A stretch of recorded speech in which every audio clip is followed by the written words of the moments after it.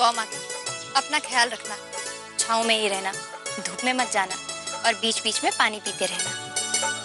आप लोग राधिका को क्यों नहीं समझाते? उससे पानी पी लेना चाहिए।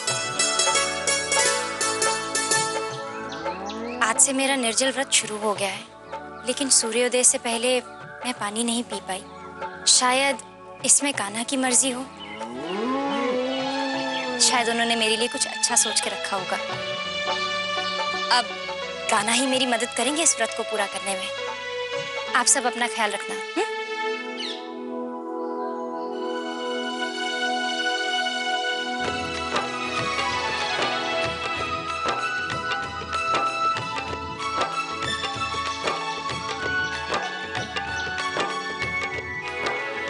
आप लोग पानी क्यों नहीं पी रहे? ये क्या बात हुई? अगर राधिका निर्जल रहेगी तो आप लोग भी पानी नहीं पिएंगे?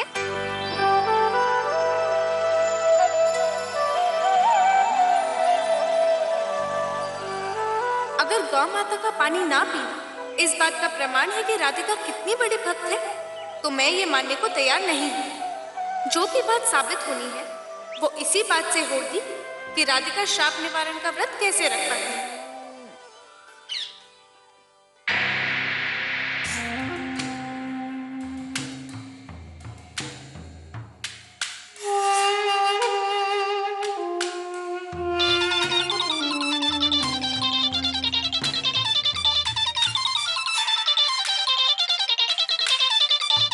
हाँ माँ, मूर्ति मिली है मतलब जमीन में गड़ी हुई। फिर तो माँ आसपास के सारे लोग वहां पे आएंगे ना, और मठ में भी काफी भीड़ होगी, है ना माँ?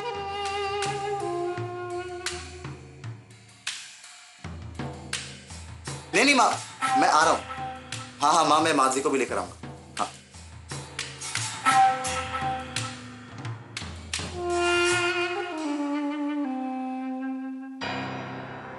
हेलो, हाँ मैं बोल रहा हूँ।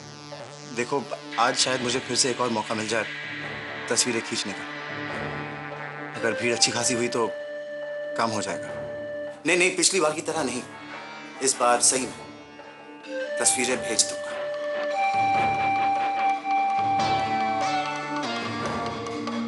पता नहीं कैसे अजीबोगरीब तरीके से सारे इमेजेस मेरे फोन से गायब हो गए, लेकिन इस बार ऐसा कुछ भी नहीं होगा।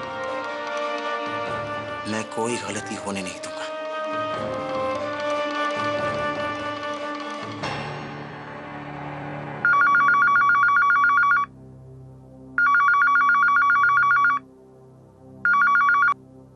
हेलो, क्या कर रही हो? कुछ नहीं, बस कुछ घर के काम खत्म कर रही थी। आप सुनाइए, मठ में सब कुछ कैसा चल रहा है? मठ का तो जैसे रंग ही बदल। इतने सारे भक्त, इतने सारे श्रद्धालु आ रहे हैं आसपास के गांव से, शहरों से। ऐसा लग रहा है जैसे कान्हा की मूर्ति मिलने से ही सब लोगों के बीच में एक भक्ति की लहर दौड़ गई है। सच राधिका, इतना खुश मैंने सबको कभी नहीं देखा, और ये सब कुछ सिर्फ तुम्हारी वजह से हो पाया। अरे, मेरी भक्ति के कारण क्यों? आप भी तो कान्हा भक्त हैं, और भगवान ने आपको सपने में दर्शन दिए। तुम कान्हा की परम भक्त हो, इसलिए उन्होंने मुझे इस लायक समझा और मुझ पर कृपा की। मैं बस कान्हा से यही प्रार्थना करूंगी कि वो अपनी कृपा आप पर ऐसे ही बनाए रखें। अच्छा, आप ये बताइए, आपने सुबह से कुछ खाया है कि नहीं? अब राधिका, काम ही इतना सारा था कि मैं सब कुछ भूल ही गया। वैसे तुम एक काम करो, तुम भी मठ आ जाओ। हम सब लोगों ने यहाँ पे लंगर का आयोजन किया। ठीक है, मैं आती हूँ। तुम मठ जा रही हो? तो फिर चलो मेरे साथ, मैं भी वहीं जा रहा हूँ, हम साथ में चलते हैं। जी नहीं, आप चाहिए, मैं बाद में चली जाऊंगी। राधिका, तुमने मुझे अभी तक माफ नहीं किया है ना? जी नहीं, ऐसी बात नहीं है। तो फिर क्या बात है राधिका? हमारे मंजिल एक है, रास्ता एक है। मेरा मतलब है, हम दोनों मठ जा रहे हैं तो हम साथ में क्यों नहीं जा सकते? हाँ राधिका, चलो ना। तुम क्यों जाओगी? मेरा मतलब है, तुम भी मठ जा रही हो? माँ ने आपसे कहा था ना मुझे लाने के लिए, आप भूल गए? तुम्हें कैसे पता माँ ने मुझसे?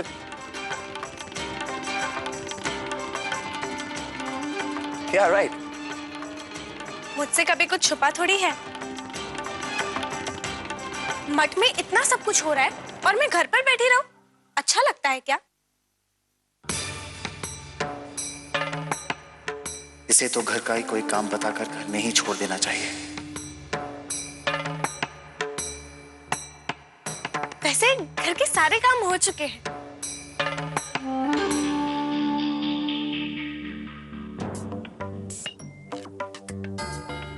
है ना राधिका? जी। तो फिर चले?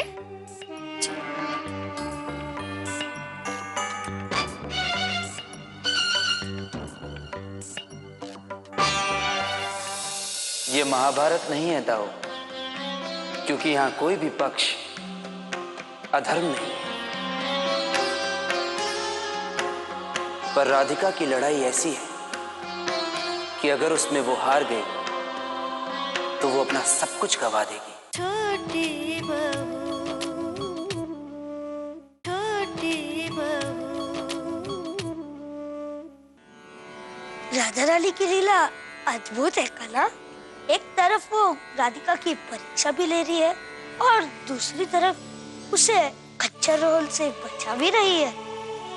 और तेरी लीला भी कम नहीं। राधा रानी के साथ शर्त भी लगा ली और राधिका की मदद भी कर डाली। बट में लोग चमत्कार देखने आ रहे, पर वो ये नहीं जानते कि भगवान ने ये चमत्कार एक भक्त की मदद के लिए किया है।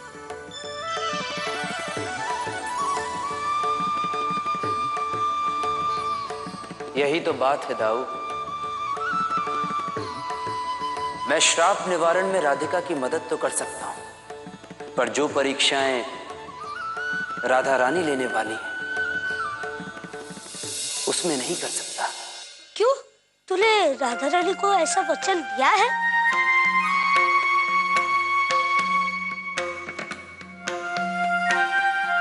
तू परेशान लग रहा है कला। इतना ही परेशान तू तब भी था जब कौरव ने बिना युद्ध किए पीछे हटने से मना किया था। ये महाभारत नहीं है दाऊ, क्योंकि यहां कोई भी पक्ष अधर्म नहीं है। पर राधिका की लड़ाई ऐसी है कि अगर उसमें वो हार गई तो वो अपना सब कुछ गवा देगी। पर राधा रानी ने कहा है ना कि वो खुद राधिका की मदद करेगी। जैसे ही राधिका अपनी भक्ति पर सवाल उठेगी, राधा रानी उसे। पर वो पल नहीं आएगा दाऊ। इसी बात का तो मुझे डर है, क्योंकि मेरी परम भक्त अपने जीवन की अंतिम सांस तक अपनी भक्ति पर सवाल नहीं उठाएगी। और राधा रानी वो अपने हठ के कारण पता नहीं राधिका को और किन किन मुश्किलों में डालेंगे।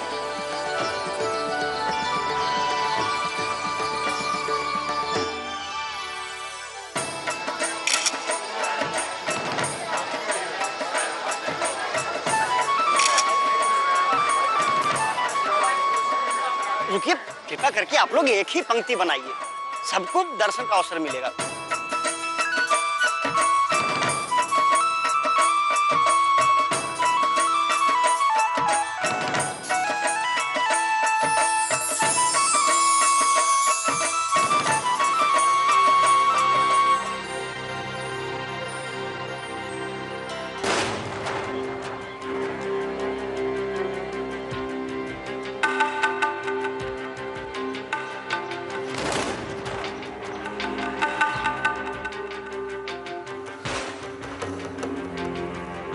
ताईमा, ये लीजिए, आपको इनकी जरूरत पड़ेगी। तोकुन कैसे पता चलो कि मैं ई चाहे रही कि भीड़ में कछु सूझे ना रहो। जुग जुग जिए मोरी बहुरानी।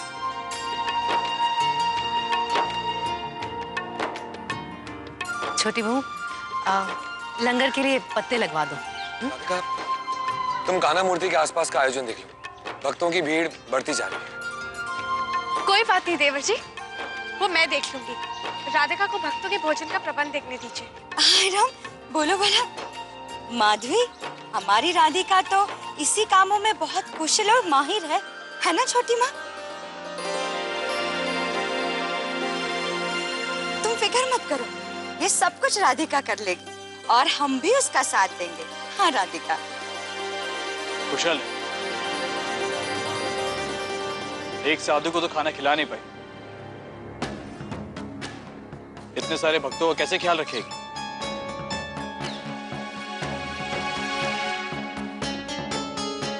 और तुम मोहिनी से मदद की उम्मीद कर रही हो, इससे कोई भी उम्मीद रखना बेकार है। माधवी, मेरे ख्याल से ये सब काम तुम ही संभाल लो। राधिका के भरोसे ये सब काम मत छोड़ो।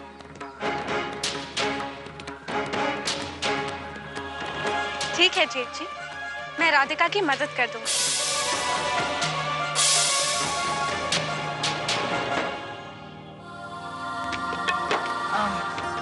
ठीक है। छोटी माँ रुकिए, हम भी आ रहे हैं।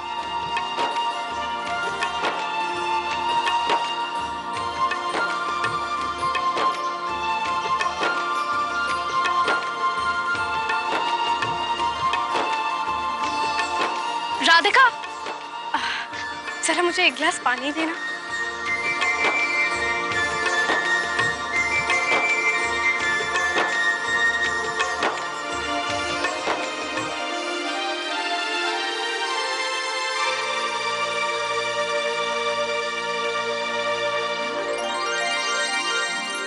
कितनी गर्मी है ना, तुम भी पी लो पानी। उस दिन तुम प्रातःकाल से मध्यरात्रि तक निर्जल व्रत रखोगी। नहीं दीदी, मुझे अभी पानी नहीं पीना है, प्यास नहीं है।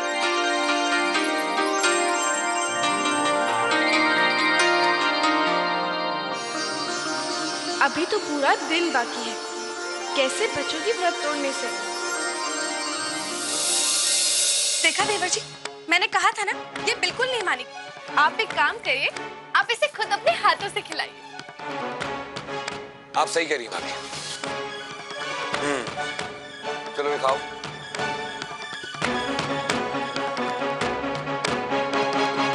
छोटी बहू, छोटी बहू। अरे देव, जरा सुन। हमारी मठ की कान्हा मूर्ति का कोई अलंकार नहीं किया, ना कोई श्रृंगार, ना कोई आभूषण। रोहन, भीड़ बहुत ज्यादा है और हमारे पास सिक्योरिटी का कोई इंतजाम नहीं है, इसलिए सारे आभूषण निकाल के तिजोरी में रखवा दिए। अब मैं तस्वीरें कैसे खींचूं? ओह, ये सलाह मुझे भाभी ने दी थी कि सारे आभूषण निकलवा के तिजोरी में रखवा दिए जाए। मेरी माधवी है समझदार। आ जाओ जल्दी से।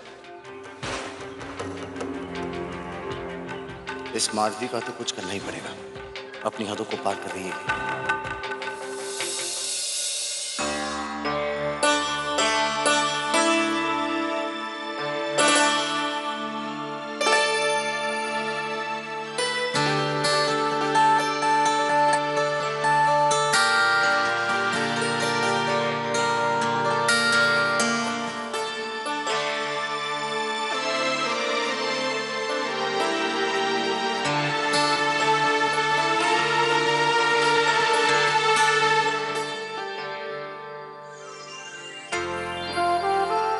राधिका,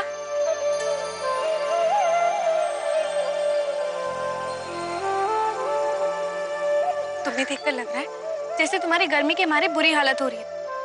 पानी पीते रहना वरना लू लग जाएगी। मैं अभी लेकर नहीं नहीं दीदी, सच में मुझे पानी नहीं पीना है, ये मुझे प्यास नहीं लगी है।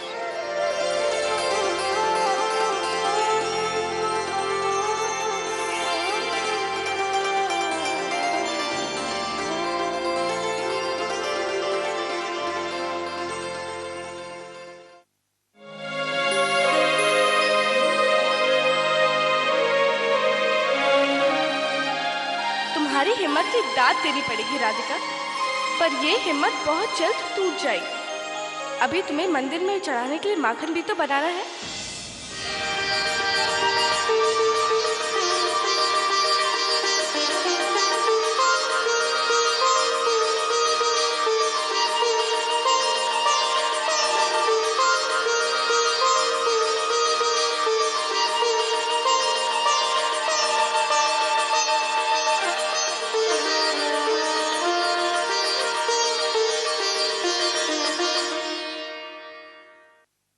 राधिका, पर तुम्हारी प्लेट?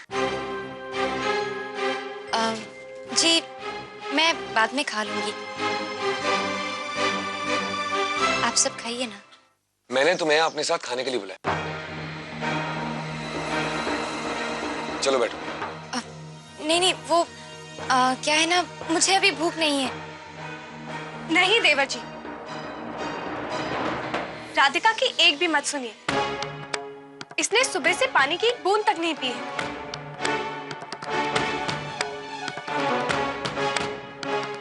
नहीं दीदी, ऐसा नहीं है। मैंने देखा देवर जी, मैंने कहा था ना, ये बिल्कुल नहीं मानेगी। आप एक काम करिए, आप इसे खुद अपने हाथों से खिलाइए। इसकी एक मत सुनिएगा, हमेशा सबका ख्याल रखती है, अपना भी तो ख्याल रखना चाहिए ना। आप सही कह रही हैं भाभी।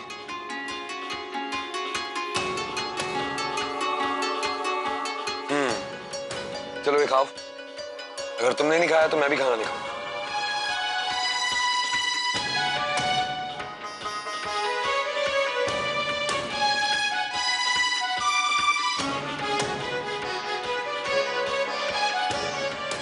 अब या तो राधिका को खाना खाकर व्रत तोड़ना पड़ेगा, या फिर सबको अपने व्रत के बारे में बताना पड़ेगा। क्या करोगी राधिका? मैं अपने कान्हा को भोग चढ़ाए बिना नहीं खा सकती।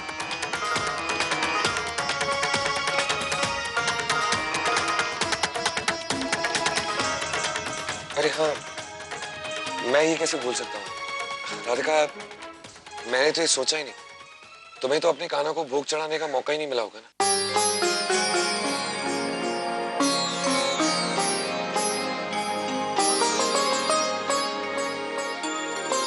राधिका, तुम खा लो, कान्हा को भोग मैं लगा दूंगी।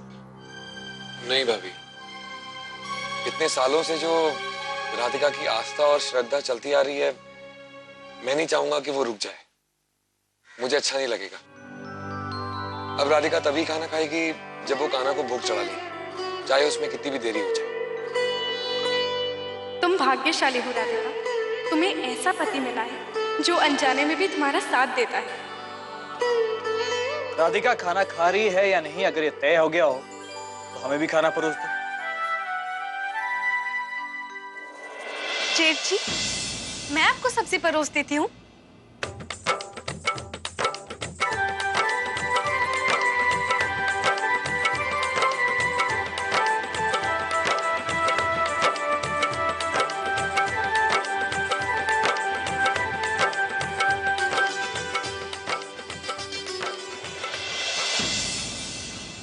शाम होने वाली है, मुझे घर जाकर माखन भी बनाना है। क्या मैं घर जाऊं? हाँ राधिका, तुम घर चली जाओ। मैं रात को मठ में ही रुकने वाला हूँ, कल सुबह मिलते हैं।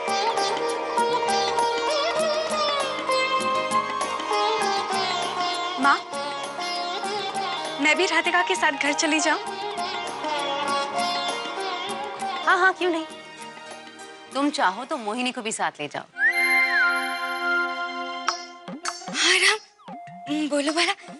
छोटी माँ, वो देखिए ना, यहाँ पे हमें सब लोग इतनी इज्जत दे रहे हैं। बड़ी बहू, बड़ी बहू, सारे पंडित हमें पुकार रहे हैं। हमारा मन कर रहा है कि हम रात भर यहीं रुक जाएं। हम घर नहीं जाएंगे। तुम जाओ जाओ।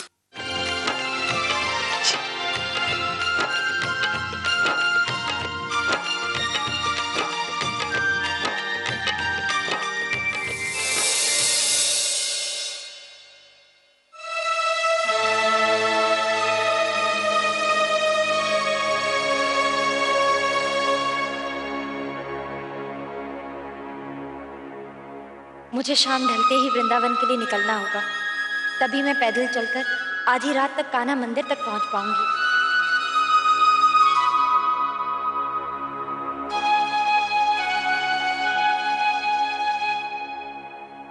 कान्हा के भोग के लिए माखन तो बना रही हूँ राधिका, पर ये माखन कान्हा तक पहुंचेगा नहीं।